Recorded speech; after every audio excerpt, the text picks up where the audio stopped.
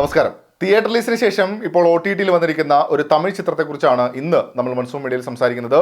ആദിത്യ സംവിധാനം ചെയ്ത് വിധാർത്ഥ്, പൂർണ്ണ, ത്രിഗുൺ എന്നിവർ പ്രധാന വേഷങ്ങളെത്തിയ ഡെവിൾ ഇപ്പോൾ ആഹാ തമിഴിലാണ് ചിത്രം സ്ട്രീം ചെയ്യുന്നത്. സിനിമയുടെ ഒരു പശ്ചാത്തലം എന്ന് പറയുന്നത് പൂർണ്ണ അവതരിപ്പിക്കുന്ന ഹേമ എന്ന കഥാപാത്രം കാർ ഓടിച്ച് പോയിക്കൊണ്ടിരിക്കുന്നു. കുറച്ച് ടെൻസ്ഡ് ആണ് എന്നൂടെ പറയാം. എതിരെ വന്നൊരു ബൈക്കുകാരനെ ഇടിക്കുന്നു. അദ്ദേഹത്തെ പിന്നെ ഹോസ്പിറ്റലിൽ എത്തിക്കുന്നു. തൻ്റെ പിഴവ് കൊണ്ട് സംഭവിച്ച കാര്യം ആയതുകൊണ്ട് ആക്സിഡൻറ്റ് സംഭവിച്ച വ്യക്തിക്ക് വേണ്ട കാര്യങ്ങളൊക്കെ കൂടെ ചെയ്യാൻ ഹേമ തീരുമാനിക്കുന്നു. അദ്ദേഹം ഒറ്റയ്ക്കാണ് താമസിക്കുന്നത്. അപ്പോൾ ഭക്ഷണമൊക്കെ എത്തിച്ചു കൊടുക്കുന്നു.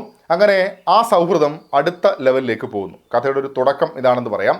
ചെറിയ ട്വിസ്റ്റുകളൊക്കെ വൈകാതെ വരുന്നുണ്ട്.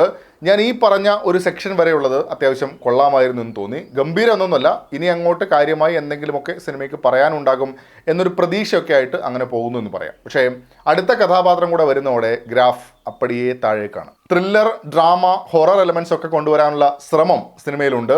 അതിൽ തന്നെ ആദ്യ ഭാഗത്തുള്ള ഡ്രാമ പാർട്ടാണ് അല്പമെങ്കിലും വർക്കായതെന്ന് പറയാനുള്ളത്.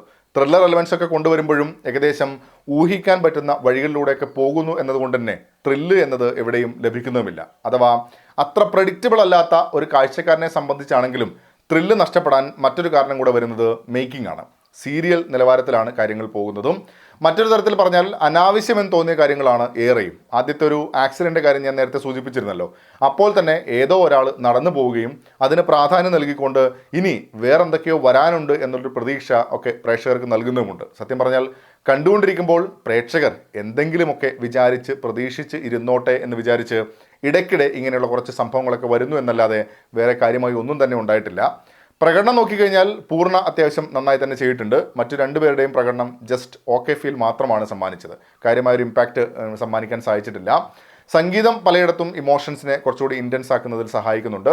മൊത്തത്തിലൊരു 30 മിനിറ്റ് കൊണ്ട് തീർക്കേണ്ടുന്ന ഒരു കഥ വലിച്ചു നീട്ടി കൊണ്ടുപോയതും ആസ്വാദനത്തെ ബാധിക്കുന്ന കാര്യമാണ്. മറ്റൊരു കോണിലൂടെ നോക്കിയാൽ സിനിമയിൽ പലതും പറയാനുള്ള ശ്രമങ്ങളുണ്ട്. ഒരു സ്ത്രീയുടെ ജീവിതത്തിലെത്തുന്ന 2 പുരുഷന്മാർ, അവരുടെ സ്വഭാവം, അവർ ആഗ്രഹിച്ചത് നേടാനുള്ള ശ്രമങ്ങൾ, പരാജയപ്പെടുന്ന സമയത്തെ അവരുടെ രീതികൾ, അങ്ങനെ 3 പേരിൽ കൂടെ കഥ പറയുമ്പോൾ ഒരു ക്യാരക്ടർ സ്റ്റഡി എന്ന നിലയിൽ കൂടെ കൊണ്ടുപോകാനുള്ള സ്പേസ് ഡെവിൾ എന്ന സിനിമയുടെ പശ്ചാത്തലത്തിനുണ്ട്. എങ്കിലും ആ രീതിയിലൊന്നും എക്സ്പ്ലോർ ചെയ്തിട്ടില്ല എന്നതും പരാമർശിക്കേണ്ടുന്ന കാര്യമാണ്.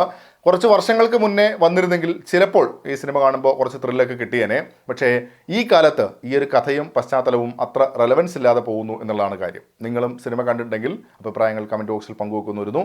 മറ്റൊരു സിനിമയുടെ വിശേഷങ്ങളുമായി നമുക്ക് വീണ്ടും കാണാം. അതുവരേക്കും ടേക്ക് കെയർ. Bye bye.